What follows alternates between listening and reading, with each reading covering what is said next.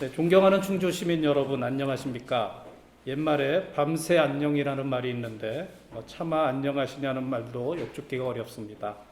코로나 사태가 여전히 심각합니다. 이런 엄중한 상황에서 선거운동조차도 시민 여러분께 죄송한 마음을 금할 길 없습니다. 그러나 4.15 총선은 국가의 대사로서 진짜로 국가와 국민을 위해 일할 국회의원을 제대로 뽑아야 하는 날입니다. 힘들고 어렵더라도 반드시 투표하셔서 코로나 사태 같은 중대사에 제대로 대처하는 정부를 구성하고 국민의 생명과 재산을 제대로 지킬 수 있게 해주십시오. 존경하는 충주 시민 여러분, 저는 오직 국민만을 위해 일하는 국회의원이 될 것을 다시 한번 약속드리며 지난 4번의 공약에 이어서 오늘 복지와 교육 분야 5호 공약을 발표하고자 합니다.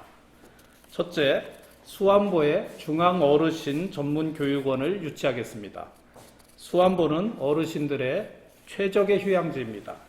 무릎 등 관절 통증을 완화하는 온천수는 물론 인근의 관광지도 다양하여 어르신들이 힐링하시기에 수안보보다 더 좋은 곳은 없을 것입니다. 이를 위해 대한노인의중앙회와 협조하여 수안보에 반드시 중앙어르신 전문교육원을 유치하도록 하겠습니다. 둘째, 택견진흥법을 제정하기 위해 노력하겠습니다. 택견은 무예로서는 처음으로 1983년 국가중요무형문화재 제76호로 지정되었고 2011년에는 유네스코 인류무형유산으로 지정되는 등 문화자산으로서의 큰 가치가 있음이 입증되었습니다.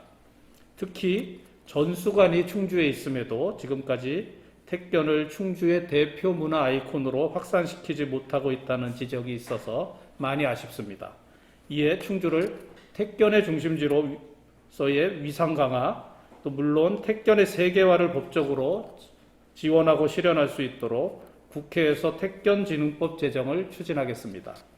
셋째, 생존수영 교육장과 국제규모의 수영장을 건설하겠습니다.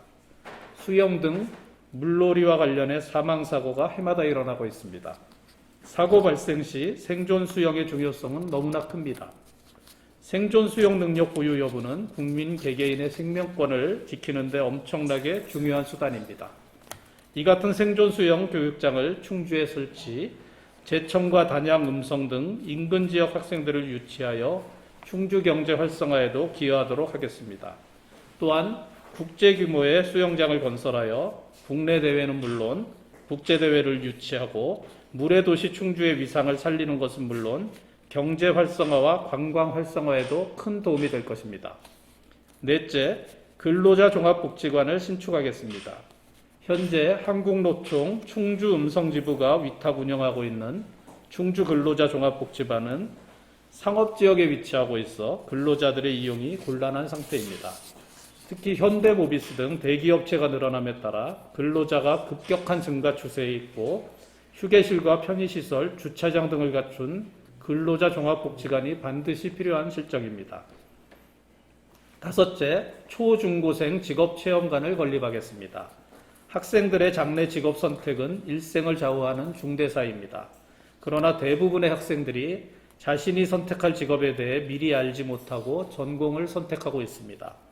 전공 선택을 해야 하는 고등학생이나 대학교에 진학하기 전에 직업체험관에서 미리 체험함으로써 자신의 적성과 능력을 제대로 알고 진학한다면 큰 도움이 될 것입니다. 여섯째, 예술인촌 건설을 추진하겠습니다.